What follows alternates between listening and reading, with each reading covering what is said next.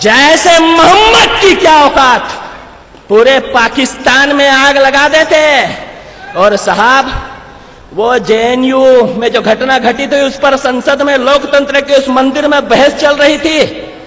मध्य प्रदेश का एक सांसद खड़े होकर कहता है कि देशद्रोह का नारा लगा देने से देशद्रोह नहीं हो जाता। हमने भी कहा श्रीमंत तुम्हारे तो खानदान का रिकॉर्ड है, झांसी की रानी की हत्या करवाने के बाद भी तुम गद्दार नहीं हो। कहीं साहब झांसी की रानी की वो कविता खूब लड़ी मर्दानी, वो तो झांसी वाली रानी थी, सुभद्रा कुमारी चौहान ने लिखी। सरकार बदलते ही पाठ्यक्रम से हटा दी जाती है और ऐसे लोगों को आजाद हिंदुस्तान में मंत्री, मुख्यमंत्री और केंद्रीय मंत्री बनाया गया। तब 4 पंक्तियां देशभक्तों के बीच में पढ़ता हूं और सामर्थ्य मिलता है ऐसी पंक्तियों को पढ़ने का श्री सत्तन जी के सानिध्य में। तब पंक्तियां पढ़ना चाहता हूं कि काश ग्वालियर राज घराने ने झांसी का साथ दिया होता, काश ग्वालियर राज घराने ने झांसी का साथ दिया होता, या सिंधिया की तलवारों ने गौरव का लहूपान किया होता, तो चिलचिलाती मरुभूमि में महकती फुलवारी खिल जाती। अरे सिंधिया गद्दार नहीं होता तो 57 में ही आजादी मिल जाती।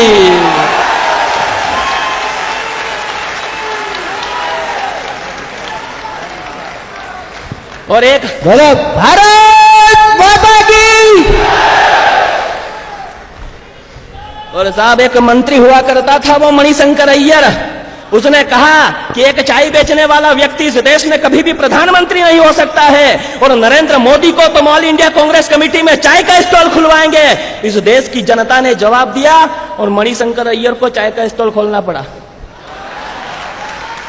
तो पंक्तियां पढ़ना चाहता हूं कि यूं तो चाय बेचकर भी गुजारा हो रहा था, यूं तो चाय बेचकर भी गुजारा हो रहा था, पर भारती की दुर्दशा पर व्यथित मन रो रहा था। जरा झांक कर देखो भारत के पौराणिक इतिहास में, कंस वध करने वाले कान्हा जन्मे कारावास में, तानाशाहियों सामंतवादियों के मिथ्या भ्रम को तोड़ना पड़ा, और सत्ता के भूखे भेड़िए देश ना बेच दे इसीलिए चाय का धंधा छोड़ना पड़ा।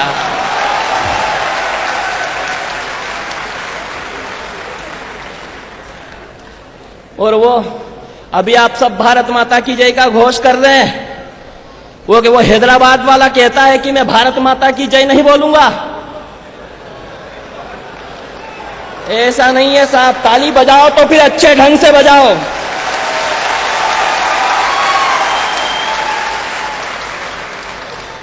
लोगों ने कहा कि स्थितियां नहीं बदली, हमने कहा स्थिति बदली है। इसलिए बदली है कि जब इस देश के तात्कालिक प्रधानमंत्री माननीय मनमोहन सिंह जी हुआ करते थे, तब उस पाकिस्तान के 2 कौड़ी के प्रधानमंत्री मियां नवाज शरीफ ने न्यूयॉर्क में कह दिया था कि हिंदुस्तान के प्रधानमंत्री की हालत तो देहाती महिला की तरह है। यदि मियां नवाज शरीफ ने अपनी अम्मी का दूध पिया है तो आज वही भाषा बोलकर बता दे। लेकिन हमें पीड़ा तब भी हुई क्योंकि हिंदुस्तान की गांव की महिला, हिंदुस्तान की देहात की महिला यानी ब्रह्मांड की सर्वशक्तिमान नारी, उसकी तुलना मनमोहन सिंह जैसे कमजोर व्यक्ति से कर दी। तब पंक्तियां पढ़ता हूं, आपके संस्कारों को आमंत्रित करते हुए पंक्तियां पढ़ना चाहता हूं कि वो देश जो दगाबाज दोगलों से शासित रहा, वो देश जो दगाबाज दोगलों से शासित रहा, उसका वो प्रधान जो स्वयं अपने ही देश से निष्कासित रहा। तम का पुजारी वो जानता नहीं है सत्व को, वो जानता नहीं है हिंदुस्तान की देहाती महिला के महत्व को। अरे वनवासी सबरी के द्वार पर स्वयं मर्यादा पुरुषोत्तम आते हैं, गोकुल की यशोदा का माखन खाकर कान्हा जगत गुरु बन जाते हैं। वो भूल गया बंगा की विद्यावती के बेटे भगत सिंह ने असेंबली में बम फोड़ दिया था, और भाव राखी जगरानी के बेटे शेखर ने फिरंगियों को जवाब मुंह तोड़ दिया था।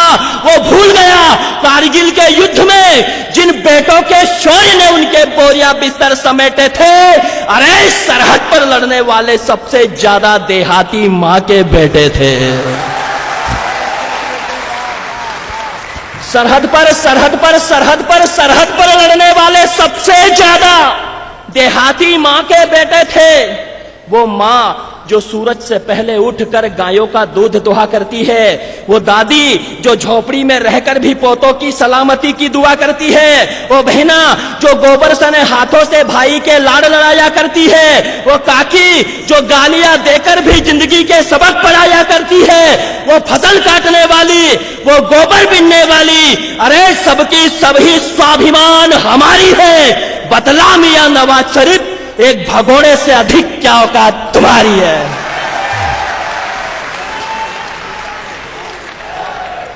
और साहब कहा उसने हैदराबाद में, हैदराबाद वाले ने, कि भारत माता की जय नहीं बोलूंगा तब 4 पंक्तियां राष्ट्र भक्तों के बीच पढ़ना चाहता हूं। हमारी निष्ठा किसी व्यक्ति में नहीं, हम तो त्वदीयाय कार्याय बद्धा कटियम वाले लोग हैं। तब पंक्तियां पढ़ता हूं कि 7 सुरों को मिलाकर एक लय बोले, 7 सुरों को मिलाकर एक लय बोले, तुलजा भवानी के सिंह की भांति होकर निर्भय बोले, जिसकी रगों में हो अपने पिता का खून, केवल वो ही भारत माता की जय बोले।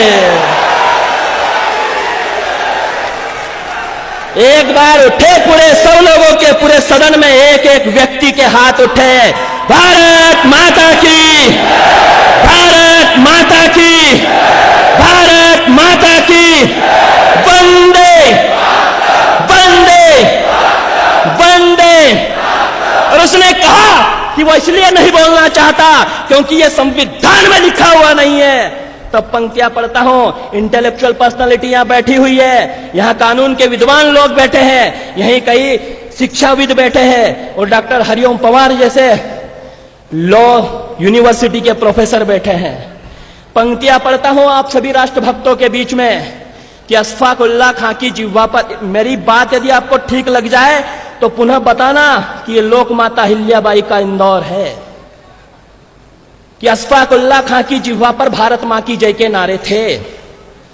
अशफाक उल्लाह खां की जिह्वा पर भारत मां की जय के नारे थे। भारत मां की जय कहकर कुर्बान हुए अब्दुल हमीद हमारे थे। अग्नि पृथ्वी आकाश त्रिशूल दे निज धाम चले गए। भारत माता की जय कहते डॉक्टर अब्दुल कलाम चले गए, और तुम कहते कि भारत मां की जय किसी विधान में लिखा नहीं, इस मां माटी का वंदन संविधान में लिखा नहीं। तो सुनो, ये उल जुलूल बकना संविधान में लिखा नहीं, ये बकरे जैसी दाढ़ी रखना संविधान में लिखा नहीं।